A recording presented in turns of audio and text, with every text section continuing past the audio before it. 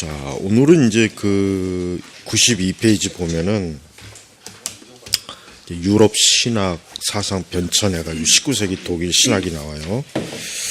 그래서 그 지금 요 장이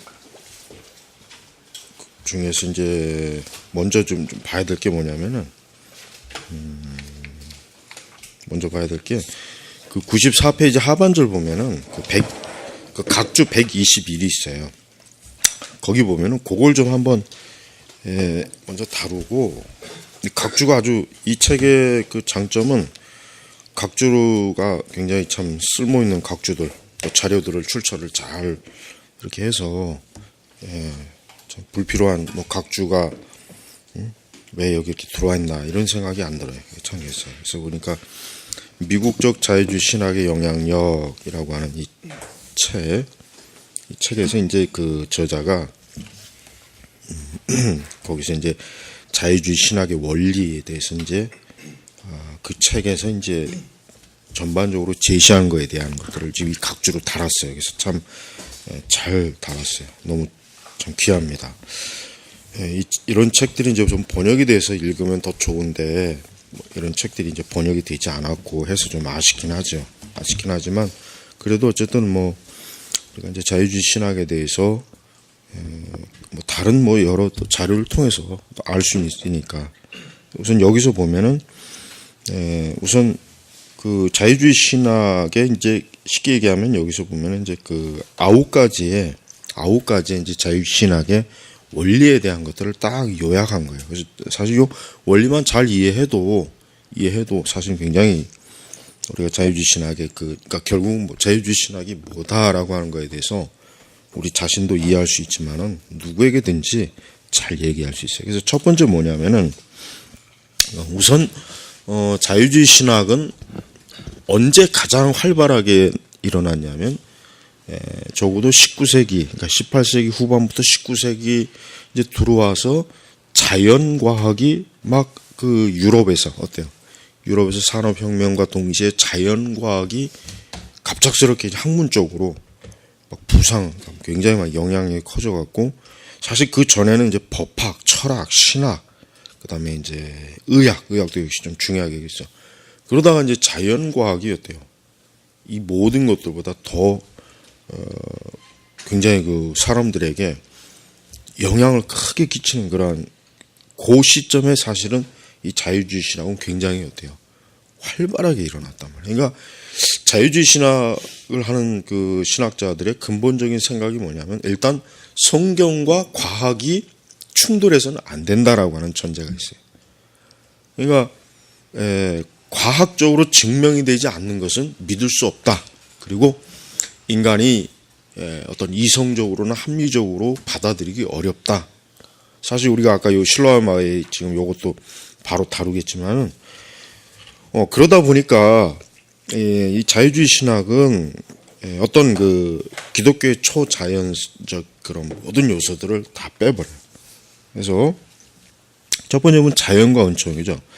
이 자연과 은총이라고 하는 거는 서로 사실 대립되는 개념이에요. 1차적으로는. 그러나 이 자유주의 신학자들은 은총의 개념에 대해서 어때요? 은총의 개념에 대해서 굉장히 어때요? 거부감이 많아요. 그러니까 이 사람들은 초자연적인 것은 더 이상 우리의 시공간 안에 파고 들어올 수 없다. 그러니까 하나님께서 역사에 개입한다. 뭐 심지어 하나님의 아들이 인간의 몸을 입으시고 성육신하셔서 이 땅에 오셨다라고 하는 것 자체로 어때요? 자유주의 신학에서는 받아들이질 않아요. 그러니까 자연과 은총에 대한 이 사람들의 그 생각은 어떻습니까? 은총에 대한 개념 자체가 상당히 어때요? 약해요. 아니면 그걸 아예 무시한다든가. 그러니까 초자연적이라고 하는 거. 우리 사실 성경에 보면은 초자연적인 요소들이 얼마나 많습니까? 뭐 솔직히 뭐 그 에덴 동산 자체도 그렇죠. 그다음에 뭐 노아 홍수 전으로 막 어떤 하나님의 심판으로 막 세상이 물로 한번 뒤덮였다 뭐 이런 것도 그렇지. 구약성에 또 선지자들 중에 특히 엘리야, 특히 엘리사 얼마나 이적이 제일 많잖아요.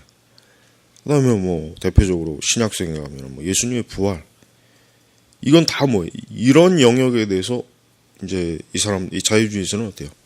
이건 뭐 받아들일 수 없다. 이거는 도저히 어떤 인간의 어떤 그 지금 역사 안에서 이게 어떻게 이루어지냐, 어떻게 이게 이루어지냐, 이거 어떻게?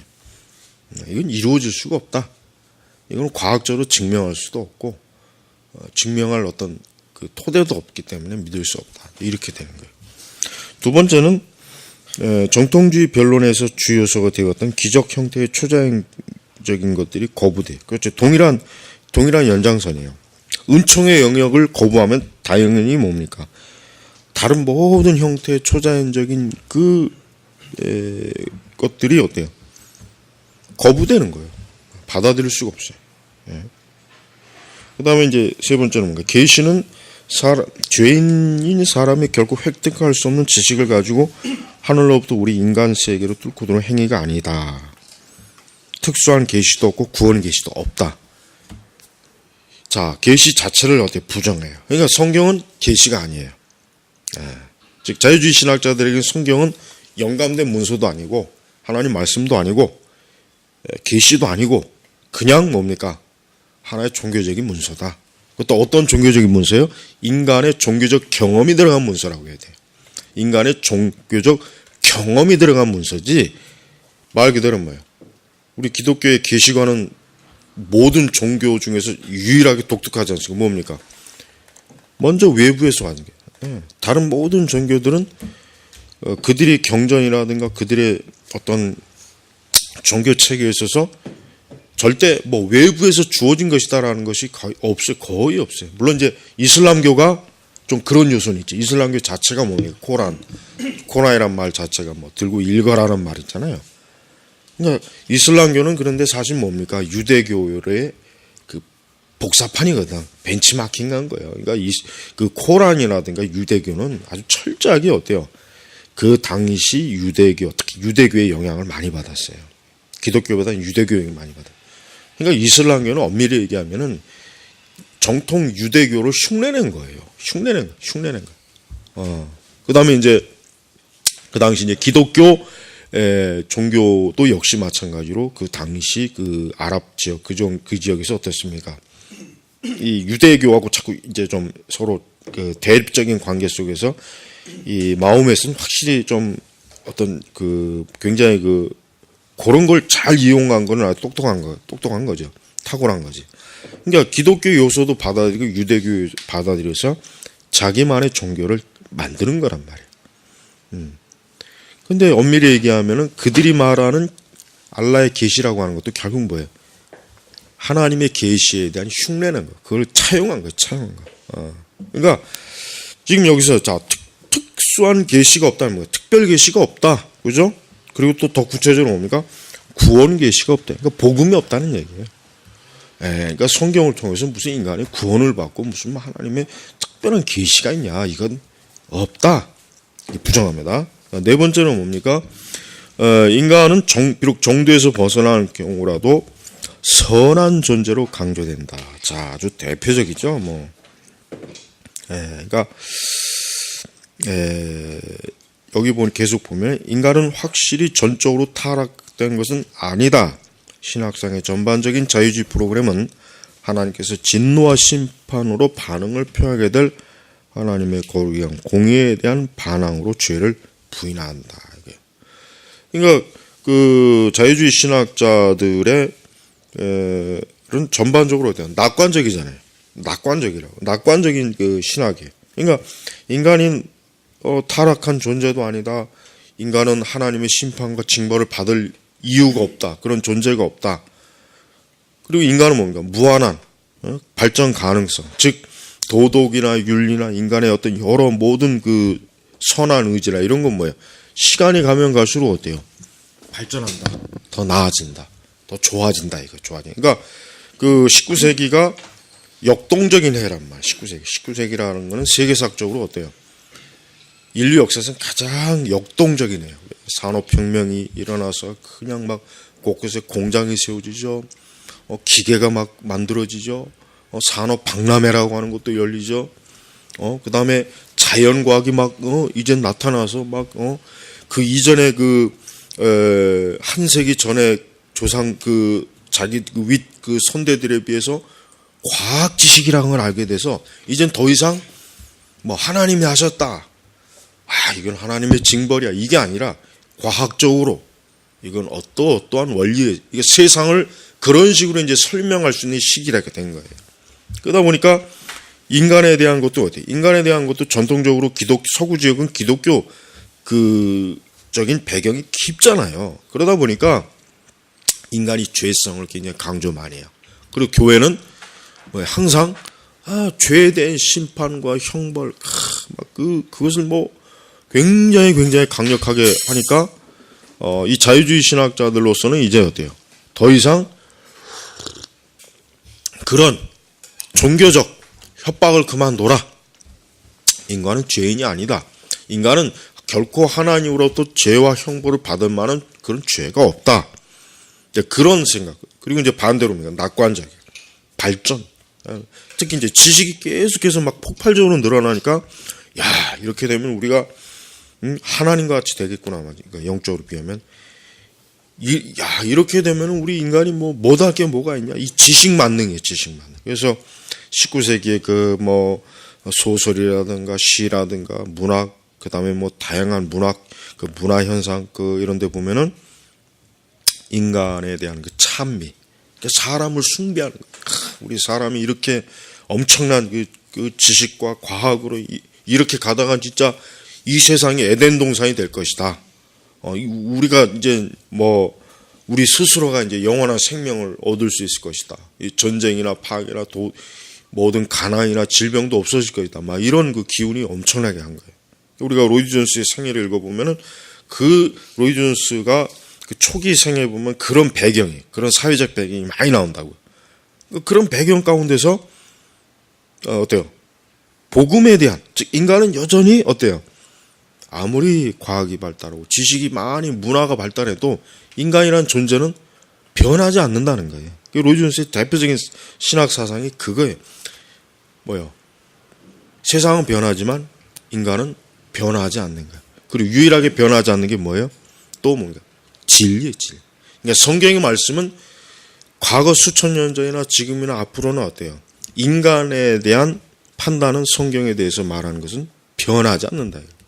그러니까 자유주의 신학은 그 당시 교회에 환상을 심어줬어요, 사실은. 자유주의 신학은 일단 기독교적인 관점에서만 딱 한정됐을 때 교회에다가 환상을 줘, 환상. 더 이상 목사들이 죄 얘기하지 말고 형벌 얘기하지 말고 지옥 얘기하지 말고 심판 얘기하지 말고 그냥 앞으로 좋은 세상이 될 것이다. 우리는 그저 인간이 모든 면에서 우리는 선한 우리의 아름다움 그걸 누릴 수 있을 것이다. 그러니까 그 당시 자유주의 목사들의 설교는 대부분 어떤 설교예요? 교육, 정치, 혁명, 문화, 예술, 그러니까 그런 것들을 이제 설교하죠. 영원히 구원받아야 된다, 죄를 회개해야 된다. 가장 중요한 건 십자가의 구속, 대속, 피. 이게 강단에서 완전히 싹 사라져 버렸더라고요. 사라졌다고. 그러니까 그 당시에 교회를 충실하게 다니는 대부분의 사람들은 그들의 신앙이라고 하는 건 뭐예요? 교양 있는 사람으로서 가져야 될 기독교적인 성품, 기독교적인 종교적인 어떤 하나의 윤리, 그게 그들의 목적이에요. 근데요, 실제로 겉으로 표면적으로 봤을 때 굉장히 그런 영향을 받은 당시의 기독교는 굉장히 겉으로 봤을 때는 좋아요.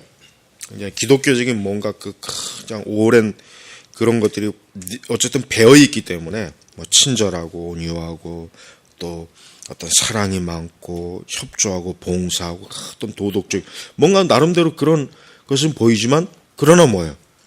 그리스도의 속죄, 대속, 구원, 인간의 심판, 형벌. 그러니까 하나님의 어떤 초자연적인 그 역사. 그러니까 성경의 중요한 것들은 싹 빠져버린 거예요. 싹 빠져버린 거예요. 그러니까 그런 형태의 기독교는 겉으로 볼 때는 굉장히 멋있고 세련되고 교양 있어 보이고 아주 문명화된 것 같지만 실제로 뭡니까? 하나님의 진정한 능력은 완전히 싹 사라져버린 거예요. 그래서 인간의 그 선함에 대한 인간에 대한 그 발전성, 기대성, 그 자부심이 이 자유주의 신학을 아주 그러니까 자유주의 신학을 공부를 많이 하게 되면은 어때요? 그 공부를 많이 하게 되면은 어떤 기독교에서 전통적으로 말했던 죄의 관념, 하나님의 진노 이런 것들에 대해 굉장히 아주 거부감이 강해져요. 거부감이 강하다고요. 그 다음에 이제 다섯 번째는 뭡니까? 역사적 기독론에 대한 급진적인 변화가 있었다. 그래서 기독론이 굉장히 좀 중요한 문제겠죠. 그러니까 더 이상 예수님의 대속, 부활, 승천, 재림 이런 그 원래 전통적인 신학 기독론에서 마땅히 가르쳤던 것들에 대한 거예요. 이제는 이런 것들을 이제는 폐기 처분해요. 폐기 처분해. 그래서 더 이상 예수님의 그 십자가의 죽으심, 부활, 재림 이것을 문자적으로 받아들이질 않습니다. 문자적인 것이 아니라 그냥 거기에서 어떤 인간이 실존적인 의미, 어떤 그 예수님의 어떤 그 삶에서 우리 사람들이 본받을 수 있는 어떤 좋은 것, 희생 정신, 그분의 이타심, 이런 것들, 이런 교훈들만 이제 그냥 우리가 취급해야지. 어떻게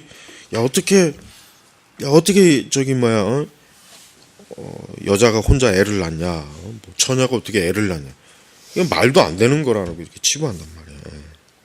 그다음에 어떻게 죽은 자가 어떻게 3일 만에 부활하냐, 사람이 어떻게 승천을 하냐. 이게 이 자유주의 신학자들은 완전히 그 생각 자체가 어때요? 완전히 자연 영역에만 딱 좀 고정되어 있는 거. 근데 신기하게도 그 당시 19세기에 가장 유행했던 게 뭐냐면 심령술이에요. 그래서 곳곳에 이제 귀신을 만나는 모임, 이런 심령술이 엄청나게 그때 유행을 많이 했어요. 그래가지고 이렇게 그 클럽이 엄청 많이 많았다고. 그래가지고 모여가지고 빈 방에서 커튼 쳐놓고 오늘날 분신사바 하는 식으로 옛날에 애들이 진짜 그런 식으로 가운데 촛불 켜놓고 죽은 자와 대화, 이 채널링이라 그러죠. 영적 채널링. 그래가지고 죽은 내 아들, 죽은 누구하고 만나는 그런 교령, 그런 그 귀신 어떤 만나는 그런 모임들이 그 당시 유럽을 막 휩쓸었어요. 굉장히 아주 열광적이었어요. 희한하게 기독교는 초자연적인 것을 부인하는데 그런 면에서는 어때요? 사람들이 초자연적인 걸 엄청나게 받아들였단 말이에요. 그래가지고 그 당시 문학 형식 중에도 지금도 있지만은 이 귀신, 유령, 초자연적인 것만 다루는 문학이 그때 이제 형성이 된 거란 말이에요. 지금도 나와요, 계속. 그러니까 그런 거 아주 좋아하는 사람들이 또 있거든. 자, 봐요. 그게 뭐냐면 기독교가 초자연적인 걸 버리니까 어때요? 다른 영역에서 초자연적인 것들이 막 어때요? 인간이 그거에들 막 갈급하는 거예요. 그러니까 잘못된 초자연주의가 나타나는 거예요. 귀신을 만나고 유령을 만나고 죽은 자를 만나서 대화를 하고 그게 막 유행이었단 말이에요. 유행이라. 실제로 그 당시 이제 특히 이제 상류층들도 굉장히 그런 모임, 자기들끼리 은밀하게 모여가지고 죽은 자와의 대화, 그걸 굉장히 아주 몰래 많이 했어요. 그래서 그 당시에 관련된 그런 것들을 읽어보면은 굉장히 그 사람들이 뭔가 이 땅이 아닌 또 다른 세계, 거기에 대한 뭔가 그 호기심, 또 그거를 이제 동경하는 마음, 이런 것들이 굉장히 활발했다. 그러나 겉으로는 어때요? 교회에서나 겉으로는 그런 모든 것들을 부정하는 거예요. 그러나 속으로는 뒤에서는 몰래 그런 것들을 추구하는 거예요. 그러니까 여러분 아무리 여러분 앞으로도 그래요. 종교는 없어지질 않아요. 종교는 절대 없어지지 않습니다. 무당 절대 없어지지 않아요. 우리나라도 60년대 막 새마을 운동한다고 했을 때 막 그 무당들 내쫓고 뭐 이 지리산이니 이런 뭐 북한산이니 관악산이니 무당 많았거든요. 점집도 많아. 이거 다 쫓아버리고 다 그냥 이 변두리로 또 뭐 산속으로 없어질 것 같았는데 그냥 봐요. 80년대부터 다시 또 막 그냥 뭐 엄청나게 많이 나오잖아요. 지금은 뭐 인터넷 안에만 들어가도 사주 보는 거 얼마나 많이. 무당도 지금 얼마나 활기를 칩니까? 봐요. 절대 안 없어집니다. 종교는 절대, 그러니까 종교라고 하는 그 흔적을 아무리 없애려고 해도 그게 안 돼요. 앞으로 뭐 수백 년, 수천 년이 가도 설령 인간이 뭐 달에, 뭐 달이나 화성을 그저 뭐 옆집 지나들던 출퇴근해도 그때도 무당은 있어요. 그때도 점치는 곳도 있고 여전히 있단 말이에요. 여전히. 왜? 초자연적인 것을 거부할 수가 없어요. 부정할 수가 없어요. 그런데 자유주의 신학자들은 그런 것들을 아주 급진적으로 막 없애버렸죠. 사실은 뭐 자기들. 그러니까 교회 자체가 어때요? 그런 초자연적인 것들이 완전히 싹 사라져버리는 거예요. 그러니까 사람들이 분명히 신앙생활을 하지만 어떤 내세에 대한 참된 소망도 없고 그냥 단순히 이 세상에서 그저 선하게 그저 좋은 사람으로 교양 있는 사람으로 살다가 죽는 거. 그게 기독교란 말이에요. 그러니까 바로 그런 기독교적인 그 상황 속에서 극히 일부의 설교자들만 그리스도의 십자가의 복음 그런 걸 외친 거예요. 캐밀 몰가이라든가 로이드 존스라든가 그의 여러 그나마 이제 몇 안 되는 소수의 설교자들만 이 복음을 얘기했지 거의 다 그 시대는 이 복음을 잃어버린 시대예요. 그다음에 6번에 들어가면 특별히 이제 미국에서는 하나님의 부성과 인간의 형제라는 슬로건이 자유주의 신화의 가장 기본적인 주장이 되었다. 그러니까 하나님의 부성, 인간의 형제, 결국 이게 뭡니까? 보편 구원설이잖아요. 보편. 그러니까 인류는 모두가 다 한 형제요, 한 가족이다. 하나님은 하나님을 믿는 사람만의 아버지가 아니라 저 인도 사람, 저 아프리카 사람, 뭐 저 동양에 있는 저 뭐 이교도들도 다 우리의 형제다. 다 그 신의 하나님의 그 형상을 닮은 다 하나님의 로부터 지음받은 그러한 피조물이다. 그런 인간이다. 그러니까 어떤 특별히 기독교만 어떤 우리만 하나님 우리 아버지가 된다는 이런 것들에 대해서 부정하죠. 그러니까 그 유니테리안도 그렇지만은 보편주의, 그러니까 기독교를 특별한 어떤 하나의 믿는 그 집단의 안에서만 테두리 두는 것이 아니라 뭐예요? 보편성을 갖는 거지. 넓게. 그러니까 종교다운주의 아주 그 초기 형태예요. 종교다운주의 초기 형태. 그래서 뭐 구원받고 하는 뭐 이런 것들, 그러니까 뭐 결국 이게 이제 나중에 여기 나오지만 사회복음으로 다 이제 변질되죠. 사회복음의 형태로 나오죠. 그러니까 이 세상이 구원받아야 된다는 것을 어때요? 한 영혼, 죄인이 구원받아야 되는 게 아니라 뭐예요? 이 세상, 사회가 구원받아야 된다. 사회가 어떻게 돼요? 가난이 없어져야 되고, 질병이 없어져야 되고, 이 사회의 어떤 부조리, 부패, 이런 것들이 없어져야 되는, 그게 구원이래요. 그게 구원이에요. 우리 인간은 그냥 그 안에 하나의 그 소속된 자로서 곁들여서 구원받는 거. 이게 사실은 사회복음이라고, 이게. 응? 7번째는 뭡니까? 전통적인 종말론이 거부돼요. 이게 참 중요하죠. 쉽게 얘기하면, 천국, 지옥은 없다. 천국, 지옥은 부정합니다. 자유주의자들은 절대 천국, 지옥을 인정 안 해요. 천국, 지옥이 가장 그 초자연적인 영역에서 핵심이잖아요. 근데, 천국과 지옥을 인정하게 되면 가장 중요한 초자연적인 것을 인정하는데, 그걸 누가 좋아하겠어요? 그걸 누가 안 받아들이죠? 그러니까, 여기도 자유주의는 개인적인 불사론을 가르치는데 강하지만 신체적 부활을 조잡한 물질적 개념이라고 하여 강력해. 그러니까 이거를 그 헬라적 개념이라고 이렇게 딱 그 교묘하게 그 속이죠. 부활이라고 하는 그 개념.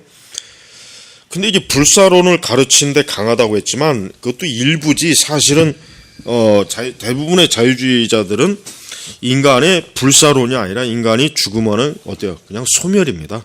거의 소멸론을 많이 가르쳐요. 불사론을 가리키는 자유주의 신학자들은 그렇게 많지 않아요. 네, 왜냐하면 그들에게는 일단 내세관 자체가 없으니까. 내세관 자체가 없어요. 어떤 정신이나 의식이 역사 속에서 존재한다고는 가르치겠죠. 그러나 그거는 어떤 영적 의미에서 그런 것이 아니라 그건 하나의 철학적인 의미. 그러니까 자유주의자들은 인간의 어떤 내세의 그 어떤 존재의 지속성, 활동성에 대해서는 이 사람들은 그걸 전혀 받아들이지 않아요. 그리고 이제 더더군다나 이제 기독교에서 말하는 부활 신앙. 이 부활 신앙은 가장 조롱을 많이 받죠. 부활이 어디 있느냐. 그다음에 이제 여덟 번째는 그리스도인 비그리스도인 이렇게 구원받는 자, 구원받지 못하는 자 하는 이런 그 딱 구분을 짓는 거에 대해서 이제는 자유주의자들은 배격해요. 그러니까 자유주의자들은 구원론적으로 보면은 만인 구원이죠. 그러니까 모든 사람이 다 구원받는다. 그런데 그들이 말하는 구원이라고 하는 것도 사실 전통적인 구원관이 아니라 뭐예요? 그냥 가난해서 사회적 부패, 부조리, 질병, 뭐 이 세상의 고통, 뭐 이런 것들, 막 그런 것들. 그러니까 저들이 구원이라고 자꾸 얘기할 때 우리가 생각하는 구원하고는 전혀 틀린 거예요. 그 용어 자체의 의미가 틀려버려요. 그러니까 뭐 애초에 뭐 그리스도인이다, 너는 불신자다, 뭐 자연인이다, 믿는 사람이다라고 이런 개념 자체가 어때요? 자유주의자들은 전혀 그걸 받아들이지 않죠. 그다음에 이제 아홉 번째가 뭡니까? 교회 세상의 개념이 어때요? 이것도 역시 사실은 분리적인 개념이어야 되는데 이거 어떻게 합니까? 서로 섞어버려요. 교회가 세상이고 세상이 교회다. 간단해요. 원리가 교회와 세상 자체를 사실은 분리하는 게 그게 맞아요. 그게 정밀하게 엄격하면 그런 구분을 반드시 둬야 됩니다. 오늘날 사실 목사들 중에도 사회 참여, 세상을 섬긴다, 그 사람들 참 멍청한 사람들, 잘못된 생각이에요. 왜? 교회와 세상을 분리하지 않으면은 그거는 뭐예요? 그거는 결국은 기독교와 세상 자체를 분리하지 않는 거예요. 그래서 지금의 교회들은 특히 지역 사회를 위한 교회다, 그런 얘기를 많이 하잖아요. 굉장히 아무 생각 없이 말하는 거예요. 그 사람들이 말하는 그 지역 사회에 대한 교회라고 하는 것은 결국 교회 안에다가 세상을 끌어들이자는 거예요.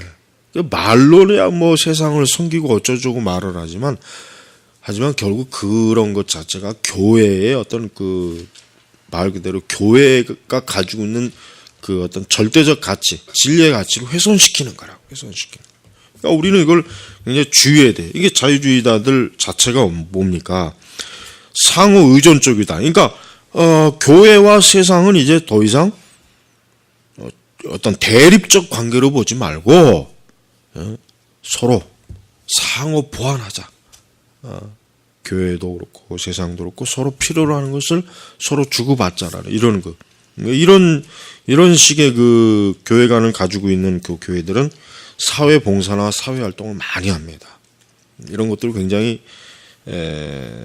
중요시 여기는 그런 어떤 목회관, 교회관을 사실 가지고 있어요. 그러나 그런 것들이 결국은 결과적으로 봤을 때 그렇게 해가지고 복음이 온전하게 지켜진 교회들은 이제까지 없었어요. 결국은 다 세속주의에 이런 것들이 다 무너져 버렸어요. 그리고 교회라고 하는 것이 하나의 봉사기관, 그죠? 그 지역의 하나의 그 봉사센터. 그러니까 미국의 그 복음주의 교회들이 대부분 다 이래요. 거의 다 이래요. 미국의 복음주의 교회들이 보면은 어떤 복음의 특수성이 아니라 지역사회를 위한 섬기는 그 형태. 환경 캠페인 한다, 낙태에 대한 문제들. 그러니까 미국의 복음주의 많은 교회들이 확실히 어때요? 딱 보면은 어떤 기독교 십자가의 종교, 그리스도의 대속의 종교 이런 교회 개념은 이젠 거의 사라지고 그냥 뭐 동네 주민센터, 동네 어떤 뭐 복지 센터 개념으로 들어와 있어요. 교회가 그렇게 돼버렸어요, 사실은. 이게 굉장히 심각한 거예요. 근데 우리 한국도 벌써 이런 것들을 벌써 뭐 사람들이 많이 지금 가지고 있는 거예요. 그러니까 지금 이 교회가 참 엄청나게 참 본래 성경에서 말하는 본래 모습에서 많이 이게 이탈했다는 우리가 잘 알아야 돼요. 예. 자, 잠깐 쉬고. 자, 이제 19세기 독일 신학을 이제 봐요. 자, 이제 오늘 우리 시대까지도 이 슐라우마우 또 이 19세기의 독일은 지금도 영향을 끼치고 있는 거예요. 지금도. 네. 그리고 지금 요 부분이 아주 중요합니다. 자, 독일은 당시 이제 독일이라고 하는 나라는 신학에 있어서 아주 지도적인, 그러니까 독일 신학하면은 유럽뿐만 아니라 미국에서도 가장 정말 인류급 신학, 그다음에 신학대학교를 보유한 그런 것이에요. 그래서 미국에 있는 사람들도 독일에서 그러니까 제대로 뭐 신학을 공부하려면 독일로 가야 된다는 인식이 미국에서도 굉장히 어때요? 많았단 말이에요. 많아서. 그러니까 이런 독일에서 가르치는 신학 자체가 이미 그 당시 유럽과 미국에서도 엄청나게 어떤 선도적인 리더, 그러니까 주도적인 것들을 가르쳤기 때문에 사실은 너도 나도 다 미국에 가서 공부를 하고 그래요.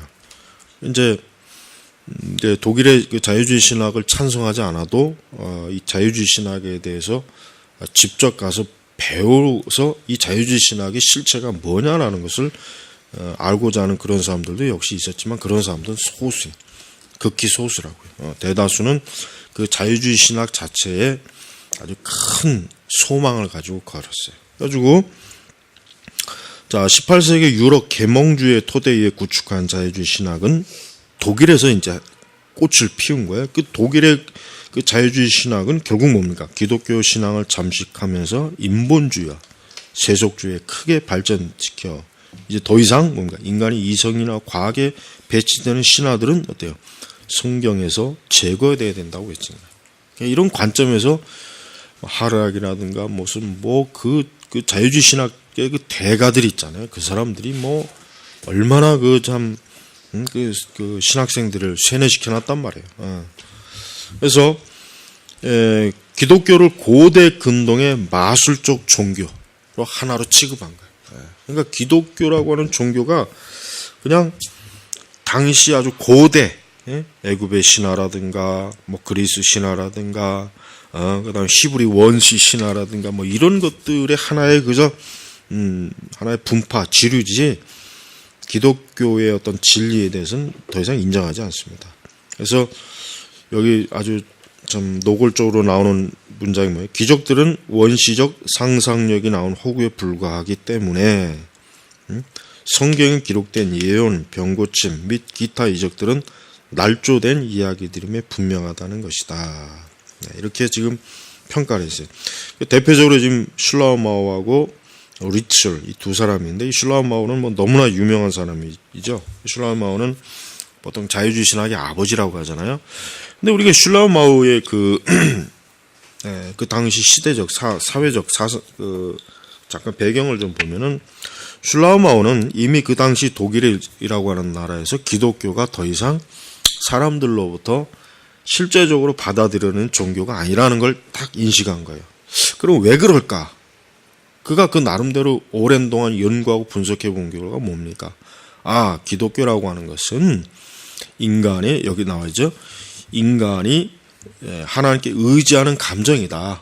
그러니까 우리가 기독교라고 하는 것을 무슨 부활이다, 기적이다, 이적이다, 뭐 동정녀 탄생이다, 하나님의 천지 창조다, 노아 홍수다, 에덴 동산의 실제, 아담과 하와의 실제 이런 거는 그 당시 독일에 있는 사람들에게는 더 이상 이제 받아들여지지가 않으니까 그냥 뭐예요? 기독교라고 하는 것을 이제는 그렇게 가르치지 말고 뭡니까? 하나의 인간이 뭐예요? 절대자 하나님에 대한 어떤 감정, 어떤 의지심, 어떤 인간이 어쨌든 그 지고한 종교적 감정이 있으니까 그것을 그냥 참 충족시키는 종교 정도로만 이제 기독교를 취급하자. 이게 슐라워가 쓴 그 책, 유명한 책이죠. 그 우리 한국어로도 번역이 돼 있어요. 그 책에서 이제 그 나타내는 아주 핵심 주장이에요. 그래서 이제 거기 나오지만 참 종교란 무한한 하나님을 맛보고 감각하는 것이다 이거예요. 그러니까 더 이상 교리가 필요 없다. 그러니까 슐라마 같은 사람은 무슨 전통적인 조직신학의 어떤 교리 이거 자체를 아예 그냥 이게 이거 이제 이거 버려라 이거. 이게 뭔 소용이냐? 그냥 사람들로 하여금 하나님을 느끼게 해주면 된다. 하나님을 느끼게 해주고 하나님을 의지하는 마음만 갖고 있으면 되지. 무슨 뭐 신론이니 기독론이니 무슨 뭐 종말론이니 더군다나 이제 그 그리스도의 희생 대속교리니 뭐 이런 거에 대해서 이제 슐라우마는 아주 완전히 이런 것들을 없애버려라. 그래서 그 얘기는 뭐 거기 나오죠. 그 얘기는 예수님의 동정녀 탄생, 부활, 승천, 재림 등 중요한 교리 내용으로 역설되지 않았다. 그것들은 기독교 교리에 포함될 수 없다고 그는 강조하고 교회에서 이제 더 이상 그런 교리를 가르치지 말자. 그리고 이제 결국은 뭐 그 자체가 이제 범신론. 그러니까 기독교의 절대성도 인정하지도 않고 기독교의 독특성, 유일성도 역시 마찬가지고 또 성경의 그 초자연적인 것도 다 그냥 완전히 그냥 다 폐기 처분하고 하나의 절대 의지하는 감정의 종교. 이 기독교는 그런 식으로 한 거예요. 그러니까 자신이 슐라우마의 영향은 굉장히 커요. 지금도 이 슐라우마의 영향이 여전히 우리 기독교 안에는 아주 큽니다. 그래서 자유주의 신학은 의외로 굉장히 좀 뭐냐면 굉장히 학문적이면서도 결국 기독교를 학문의 종교, 지성의 종교가 아니라 뭐예요? 마음의 종교로 바꿔버린 거예요. 마음의 종교다. 더 이상 사람들에게, 교인들에게, 목사들은 구속교리, 타락교리, 전적 타락, 예수님의 그 메시아됨의 주장, 뭐 동정녀 탄생 교리, 부활의 교리, 내세 교리 이런 거를 교인들한테 가르치지 말고 그냥 교인들한테 하나님을 믿어서 좋은 느낌이나 다 감정, 우리가 하나님으로 인하여서 뭐 그냥 단지 이 세상에 그 우리의 인간의 어떤 원초적인 어떤 종교적 평안 이것만 주면 된다 이것만. 그래서 이제 그 슐라우의 마오의 그가 쓴 그 책은 한번 읽어볼 필요가 있어요. 왜냐하면 굉장히 그냥 막 쓴 책이 아니라 지금까지 말한 이런 것들을 굉장히 어때 치밀하고 아주 깊이 있게 탄탄한 그런 그래서 그 책이 그 당시 책이 나왔을 때 베스트셀러가 됐단 말이에요. 굉장히 많은 사람들이 슐라우마의 그 책에 대해서 어때요? 막 열광적으로 환호했어요.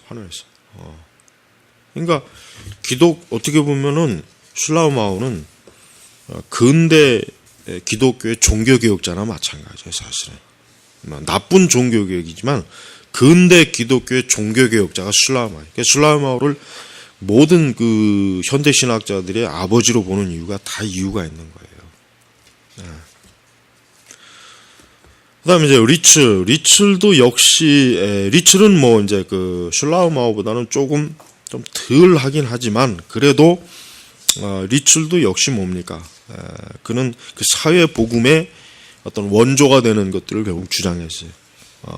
그렇지만 그리스도의 유일성도 믿고 그랬다 그러죠. 그런데 그리스도의 선제, 속죄, 형벌설, 죄의 의정 같은 교리들을 꺼리낌 없이 배격하거나 뭐예요? 수정하였다. 그래서 지금도 리출주의가 있죠.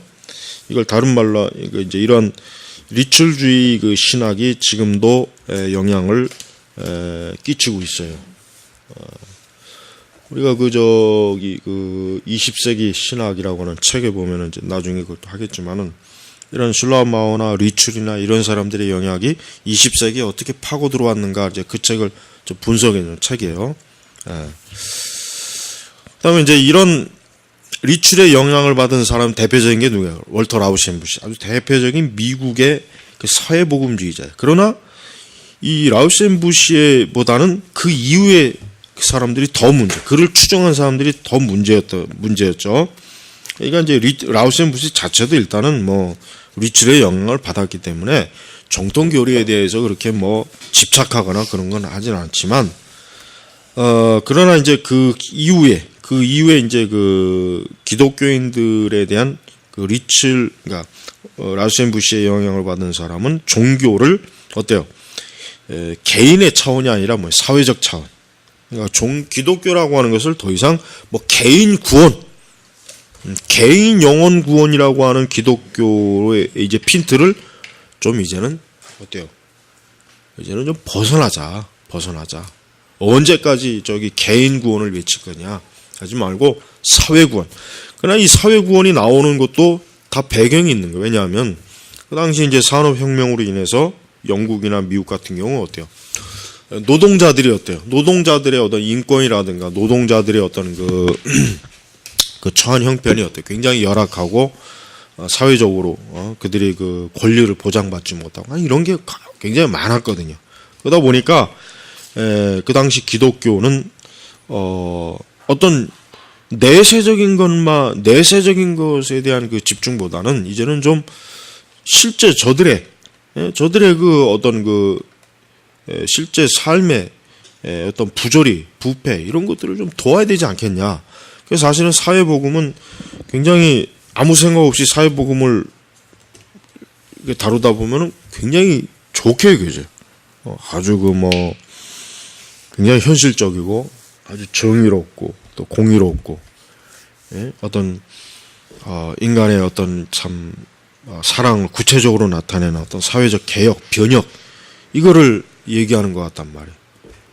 그러나 사실 거기에도 뭔가 복음은 없어요. 여기 나와 있죠. 97페이지 뭐라고 했습니까? 죄에 대한 그의 생각은, 그러니까 월터 라우센부시요. 대부분의 자유주의자들이 생각하는 것보다 훨씬 훌륭했어요. 그렇죠. 훌륭했지만 결국 그러나 인간의 영적 자유의 부패, 죄의 깊이를 측량하는 데는 실패했다. 그랬습니다. 이게 이 인간의 영적 자유, 죄의 깊이, 부패 이런 것들을 이런 것들을 제대로 알아야 될 만큼 성경적으로 신학적으로 인식을 못하면은 결국 복음도 어때요? 복음도 이해가 못했다는 거예요. 그러니까 복음 자체가 필요가 없다고 여기게 되겠죠. 인간이 결국 복음이라고 하는 것은 인간을 죄로부터의 구원, 건짐, 그를 멸망으로부터의 건짐, 죄를 대속, 그의 그 죄에서 이제 그를 건진다. 어떤 이런 가장 기본적인 그 복음의 그 요소들을 어때요? 요소들을 이 사회복음주의자들은 크게 중요하게 여기질 않은 거예요. 중요하게. 자유주의자들처럼 노골적으로 부정하진 않았지만 그냥 별로 있어도 그만 없어도 그만 요 정도예요. 요 정도. 그래서 거기 딱 잘 나와 있죠. 결국 사회복음 뭐예요? 복음 없는 교회 사회 각성. 여러분 우리 한국에서 이런 짓 하는 사람 누구예요? 손 머시게 하는 그 인간. 기독교 윤리 실천인지 뭔지 아는 그 걸레 조각 같은 그 단체들 있죠. 걔들이 전부 다 여기에 근거한 거야, 걔들. 근데 문제는 그런 애들이 벌써 수십 년 됐지만 한국 교회가 더 윤리적으로 나아졌다 이런 얘기는 들려오질 않아요. 더 나빠졌잖아요. 더 나빠지고 더 파괴적이고. 그러니까 복음이 없는 이런 사회 복음이니 윤리니 뭐냐 이런 것들은 이건 다 불필요한 것들이에요. 쓸모없는 것들이에요.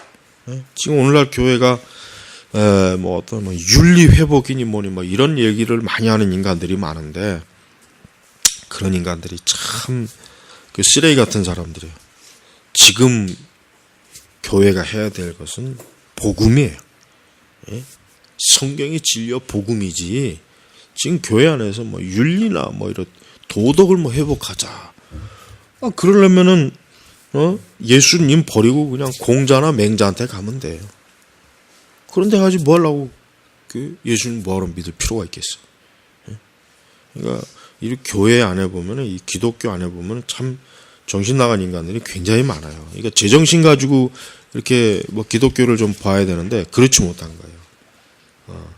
그래서 결국 뭐 여기 하나님 말씀에 근거하지 않는 사회개혁, 개인 구원에 기초하지 않는 사회복음은 뭐예요? 아무런 가치가 없다는 사실을 입증해 주었다. 이렇게 나온 것입니다. 자, 이제 독일의 이제 고등 비평, 이제 이 성경 비평에서 이제 고등 비평과 하등 비평. 이제 우리가 이제 중요하게 주의를 기울인 것은 고등 비평이죠. 이 그러니까 하등 비평은 그냥 일반적으로 그 성경 본문 또 그 성경의 어떤 기본적인 사본의 문제, 어떤 해석, 뭐 당연히 그 어떤 관찰자로서 또 성경 해석로서 해야 될 그런 절차지만 고등 비평은 다르죠. 고등 비평이라고 하는 것은 어때요? 성경 자체에 대한 어떤 의구심, 성경 원문, 또 사본, 그 다음에 저자, 이런 것들이 과연 믿을 만한 것이냐라는 의구심으로 출발했기 때문에 이 고등 비평은 결국은 성경을 못 믿게 만들어 버렸어요. 결국 고등 비평이 해놓은 일이라고는 결국은 성경을 난도질해서 파괴해가지고 결국은 어때요? 철저하게 성경 자체를 믿을 수 없게 만들었단 말이에요. 그러니까 이런 고등 비평이 오랜 동안 유럽의 그 교회들에게서 이제 그 가르쳐지고 설교되어지니까 결국 어떻게 돼요? 교회 안 나가잖아요. 교회 안 나가잖아요. 여러분 지금 뭐 특히 저 유럽은 상당히 저 무신론자들이 많고 또 유럽에 있는 특히 유럽이라고 하는 나라가 그렇게 오랜 동안 기독교가 있었지만 하나님이라고 하는 그 개념 자체를 이제는 거의 몰라요. 하나님을 왜 믿어야 되느냐라는 의문이 아니라 하나님이라는 존재가 있었냐, 그 하나님이 뭐냐 이런 식이에요. 그러니까 유럽에서 지금 대학 교육을 받고 있는 애들 거의 대부분이 90% 훨씬 넘게 뭡니까? 기독교에 대해서 아예 전혀 인식을 안 해요. 그냥 기독교를 아주 옛날에 그 원시 종교, 아주 그 무식한 사람들이나 믿었던 이상한 그 피의 종교 막. 그러니까 어떤 기독교에 대해서 얘기해 볼 그런 단계도 훨씬 넘어요. 굉장히 심각해요. 그 왜 그렇습니까? 이 고등 비평이야. 이런 고등 비평이 오랜 동안 신학교에서 신학생들에게 가르쳐주고 그걸 배운 목사들이 어때요? 나와서 강단에서 성경에 대한 온갖 고등 비평적인 요소가 들어간 설교를 들으니까 결국은 뭐 기독교 교회 나올 필요 없네 이렇게 되는 거예요. 교회 나와서 뭐 하냐 이렇게 돼버린 거예요.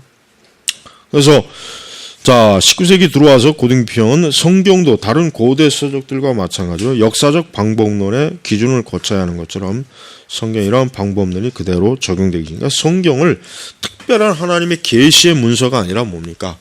다른 일반 고대 역사의 문서와 동일한 관점에서 성경 비평을 하니까 결국은 성경의 영광과 권위 이런 모든 것들에 대해서도 결국은 저들은 믿지 못하는 거예요. 믿지 못하는 거예요.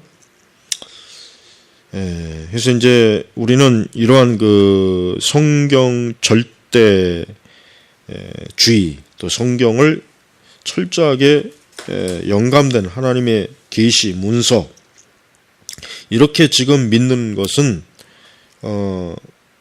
이게 우리 역사적 정통 신앙이지만 특히 이제 유럽이라고 하는 저런 나라는 이러한 것을 믿는 신앙은 더 이상 정상적인 신앙으로 받아들이지 않습니다.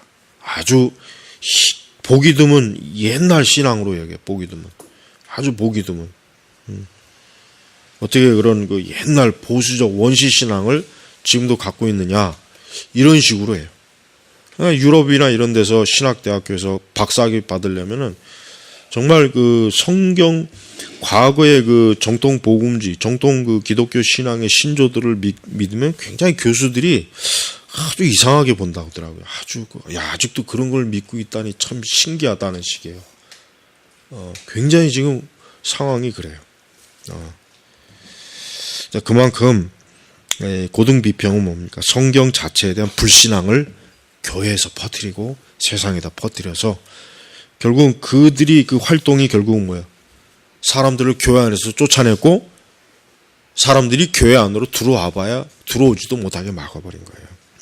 그 다음에 이제 고등비평이 후대 이제 역사적 예수의 이제 문제죠. 으르낭의 예수전은 지금 번역이 돼 있죠. 스트라우스의 예수의 생애도 아마 번역이 된 걸로 내가 알고 있는데, 뭐 그런 책을 읽느라고 시간을 낭비할 필요는 없는데, 그래도 혹 만약에 뭐 나중에 더 시간이 혹시 좀 나오면은 뭐 읽어도 되지만, 웬만하면 뭐 굳이 뭐 읽을 필요는 없어요. 역사적 예수라고 하는 게 뭡니까? 왜냐하면 이 사람들이 이제 성경 고등 비평을 하다 보니까 특히 이제 복음서에 가서 이 예수라고 하는 사람이 근거가 뭐냐 이거예요. 지금 뭐예요? 여기에 기록된 복음서 저자들의 말을 어떻게 믿냐? 아니 마태, 마가, 누가, 요한을 어떻게 믿냐? 이거 어떻게? 이 사람들이 누구고 또 이 사람들이 증언한 예수라고 하는 사람을 어떤 근거에서 믿느냐라고 하는 의문점에서 출발한 거예요. 그래가지고 그 의문점을 그럼 어떤 식으로 해결해야 되냐? 그럼 뭐예요? 결국 복음서가 쓰여졌던 그 자료를 찾는 거예요. 그걸 흔히 얘기해서 뭐 Q 자료. 그러니까 이 자료라고 하는 것도 어떤 실체가 있는 게 아니에요. 분명히 어떤 자료가 있었을 텐데 그 자료가 원 자료인데 이 복음서 저자들이 그 원 자료에서 자기들이 각색해가지고 쓴 것이다. 그러니까 예수 그리스도의 출처, 역사적 예수에 대한 연구, 이게 뭐 최근까지도 계속 지금 역사적 예수에 대한 그 비평적 작업이 돼 있지만 사실 결론은 뭐냐면 역사적 예수는 찾을 수 없다 이렇게 결론냈어요. 사실 지금도. 그러니까 여전히 성경의 그 복음서에 게시된 이 예수 그리스도는 믿을 수 없고 그렇다고 해서 자기들이 역사적 예수에 대해서 그렇게 연구를 했지만 뭐요? 오랜 시간 연구했지만 실체가 없다 이거. 그래서 이 역사적 예수 연구는 사실 거의 이제 막을 내렸어요. 이제 거의 막을 내렸어요. 자기들 스스로도 뭐 더 이상 뭐 어떻게 뭐 이거 역사적 예수를 찾을 수 없거든. 그러니까 이 역사적 예수 연구는 이미 벌써 막을 내린 것입니다. 그러니까 그러나 이 고등비평에서 이 역사적 예수 연구를 통해 가지고 복음서 자체에 있는 예수 그리스도에 대한 신학적 어때요? 의구심을 자꾸 뿌려넣다 보니까 결국 예수 그리스도를 실존 인물이라기보다는 그냥 가상의 인물이다. 그냥 전설상의 인물이다. 전설상의. 그리고 그 전설상의 인물이라면은 당연히 뭐 그를 위해서 죽을 정도의 신앙을 굳이 가질 필요는 없잖아요. 그러니까 신앙이 자꾸 약화되죠. 그러니까 한 그 자유주의 신학이 들어와서 한 200년, 한 150년 그 시간 동안 이 기독교를 완전히 완전히 거의 무너뜨렸어요. 완전히. 그러니까 여러분 그 베네딕트 16세도 오죽하면은 예수 그리스도의 역사적 예수에 대한 그 반박하는 그 책을 쓸 정도로 심각한 거예요. 이게 심각한 거예요. 오죽하면 교황이 그런 책을 그 사람이 그 추기경 때 그런 책을 썼겠냐. 그러니까 예수 그리스도 역사적 예수에 대한 비판적 그 글을 쓴 거, 변증서를 쓴 건데 그만큼 유럽이라고 하는 지역이 지금 어때요? 이 기독교가 여러분 거의 지금 흔적이 지금 점점 사라지고 있어요. 그죠? 옛날 문화다 이거지, 문화. 기독교라고 하는 문화 속에서 유럽의 문화가 꽃을 폈다. 그리스 문화와 기독교, 유럽의 문화, 이게 서로 합작이 돼가지고, 근데 참 이게 이제 100페이지로 넘어가면요. 그 1800년 후반부터 이제 미국 사람들이 독일에서 이제 막 공부를 많이 해요. 예? 그래가지고 거기 보면은 1900년 그 미국 인명록에 700명의 학자들 가운데 무려 어때요? 300명 이상이 어때요? 독일에서 유학. 그러니까 그 당시 학자들은 독일에서 적어도 박사학위 받지 않으면은 인정을 받지 못하는 거예요. 독일에서 공부 정도 해야 그 학자들 세계에서 그래도 좀 명함이라도 내밀 수 있는 거예요. 그러니까 근데 이 독일에서 유학을 통해서 신학을 공부한 이런 사람들이 결국 어떤 사람입니까? 결국은 미국의 그 자유주의 신학을 확산시키는데 아주 주도적인 역할을 한 거예요. 그러니까 결국 이런 그 정통 기독교를 파괴한 그러한 신학을 배운 이들이 다시 미국에 와서 역시 그 신학을 고스란히 학교에서 가르치니까 미국에 있는 많은 신학교나 신학대학이 개신교 주류로 바뀌고 그 개신교 주류의 그 교회들이 굉장히 왕성했지만 한 세대 조금 지나서 완전 폭삭 다 무너져 버렸어요. 거기서 이제 신복음주의가 다시금 어때요? 그 자유주의의 그 환상에 우리가 더 이상 헤매지 말고 다시 복음으로 돌아가자 이런 주장을 한 거예요. 그게 바로 빌리그램이에요. 빌리그램이 사실은 빌리그램도 처음에 이제 신학을 배울 때 이제 자유주의 신학을 배울 때 굉장히 굉장히 그냥 힘들었다 그러잖아요.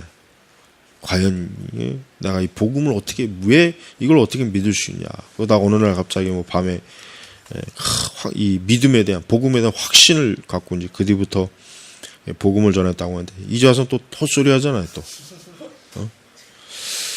그러니까 이게 우리가 이 참 결국 18세기, 19세기 이 두 세기가 기독교가 파괴된 세계예요. 기독교가 적어도 서구 유럽에서는 기독교가 굉장히 어때요? 극심하게 파괴된 세계예요. 그러다가 이제 그래도 참 그 기독교 역사가 오래다 보니까 그래도 이 소수의 어때요? 기독교의 그 불꽃이 그래도 완전히 사라지는 건 아니에요. 자꾸 그래도 뭔가 살려지는 그런 역사가 있어요. 그래서 이제 그나마 이제 유지되긴 하지만 우리는 이 독일의 신학이 아직도 역시 영향을 미치고 있다는 것은 분명히 우리가 알아야 돼요. 아직도. 자, 그다음에 중요한 이제 또 이제 찰스 다윈의 진화론. 뭐 이 찰스 다윈은 빼놓을 수가 없어요. 이 다윈은 하여튼 그 인류 역사 가운데 이 다윈은 참 정말 그 영향력이 뭐 보통 심각한 게 아니에요. 다윈하고 마르크스나 이런 사람들. 그러나 마르크스가 찰스 다윈의 영향을 받았어요. 마르크스가 굉장히 찰스 다윈의 그 종의 기원이나 이런 책을 읽고 막 열렬하게 환영을 했다고 그러더라고요. 열렬하게. 그냥 어떤 기독교적인 그런 그 사람들의 사고방식과 생각을 이 종의 기원에서 완전히 싹 거의 그냥 파괴하고 부정하니까 마르크스가 굉장히 이 찰스 다윈의 영향을, 진화론의 영향을 굉장히 많이 받았다고 그렇게 나오더라고요. 그래서 1859년에 이제 종의 기원이 나왔어요. 이 책이 나오는, 결국 이 책을 기점으로 그 이전과 이후가 이제 다른 세계가 되는 거예요, 본격적으로. 이 진화론이라고 하는 것은 처음에는 그냥 생물학에서만 출발했지만, 그러나 나중에는 어때요? 이 진화론은 모든 분야에 다 퍼진 거예요. 이 진화론이 지금 퍼지지 않은 데가 없어요. 오죽하면은 뭐 기독교도 그 창조론도 진화론적 창조론 이런 것들을 또 받아들이는 사람도 많이 있잖아요. 그래서 이 진화론 자체가 뭡니까? 여기 나와 있죠. 종의 기원은 하나님께서 이 세상을 직접 창조하셨다는 창세기의 기록과 완전히 어때요? 완전히 이게 상반되는 거예요. 처음에 이 책이 나왔을 때 굉장히 그 당시 기독교인들은 이 종의 기원, 이 찰스 다윈을 마귀 자식, 마귀 새끼.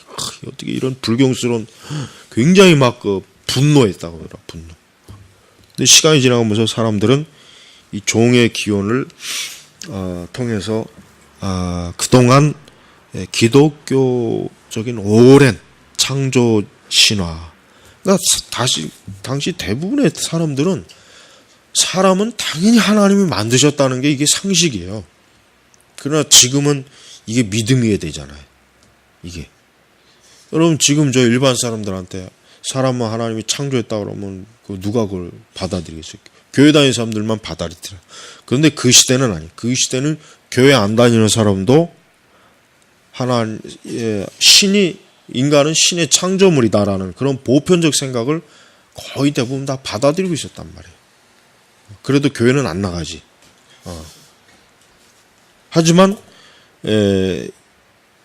신의 존재를 즉 하나님의 존재를 부정하는 거에 대해서는 굉장히 어때요?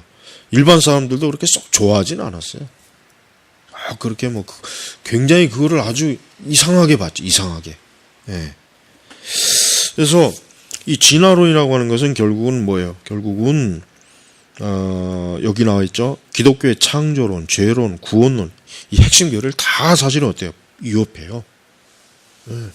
다 위협해요. 왜냐하면 일단 근본적으로 창조론 자체가 일단 진화론에 의해서 거의 부정되거든. 그러면 나머지는 줄줄이 다 어떻게 돼요?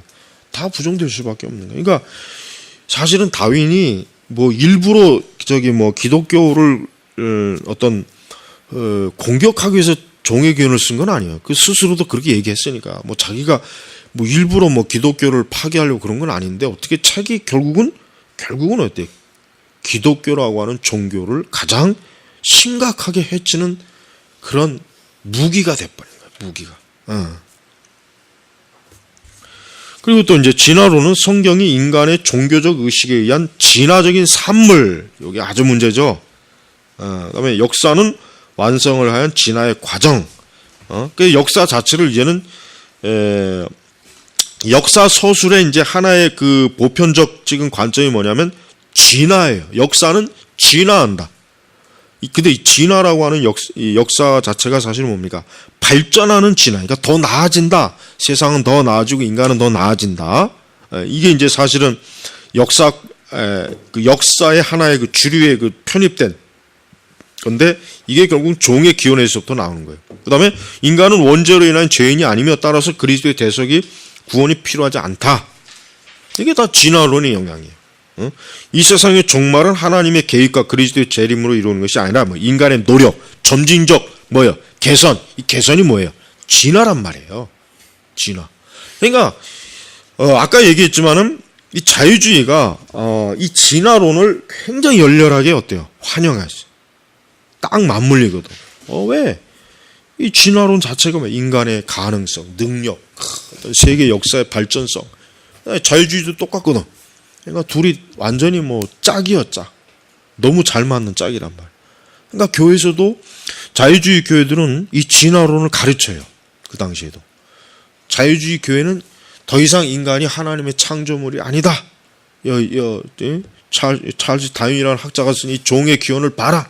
거기에 보면은 진짜 인간의 기원이 뭔지 거기 다 나와 있다. 이런 식으로 설교한다고요. 이런 식으로 설교했단 말이에요. 그다음에 다윈의 그 가장 유명한 적자생존. 사실 이거는 이 적자생존이라고 하는 것이 사실은 인간의 유전자를 어때요? 우등과 열등. 그러니까 인간의 유전자를 좋은 것과 나쁜 것.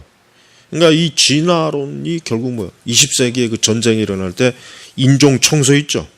인종 청소. 그러니까 좀 열등하고 히틀러가 가장 많이 애용한 거란 말이에요. 히틀러가.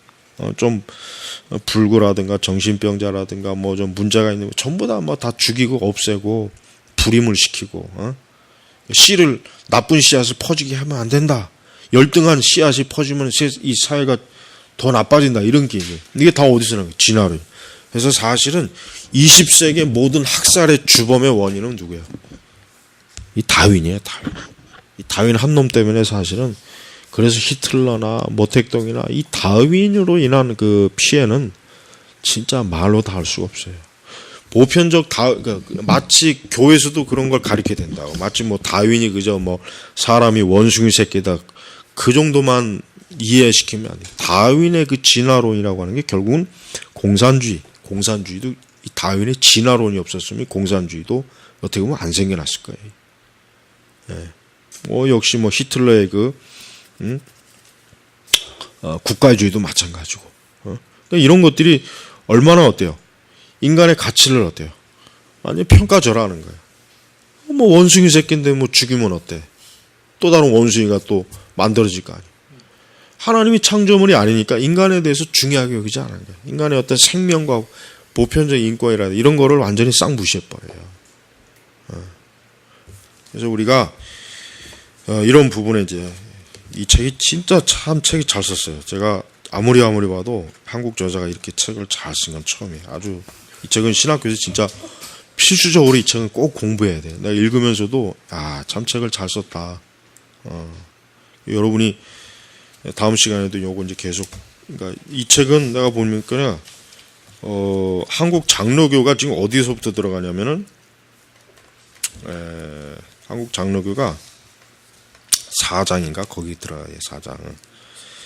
이 4장도 굉장히 중요해요. 이게 사실 이 4장도 이것도 근데 일단 이 근본적으로 요 3장까지를 완전히 싹 2장까지를 완전히 싹 읽어놓으면은 나머지는 뭐 그렇게 별로 어려운 건 없는데 이 한국 장로교 신학 사상도 굉장히 중요해요. 요것도 잘 이해하면은 어느 우리 지금 지금 오늘날 우리나라 장로교, 우리 한국 교회가 있죠. 아주 근본을 싹 파헤칠 수가 있는 내용들이 다 있어요. 그러니까 요거를 하여튼 여러분이 이 책을 굉장히 중요한 책으로 알고 있어야 돼요. 그래서 다음 시간에 계속 이어서 이제 하고 하여튼 요 2장은 빨리 끝내려고 했는데 자꾸 좀 느려지네. 매 너무 중요하니까. 자, 마치겠습니다.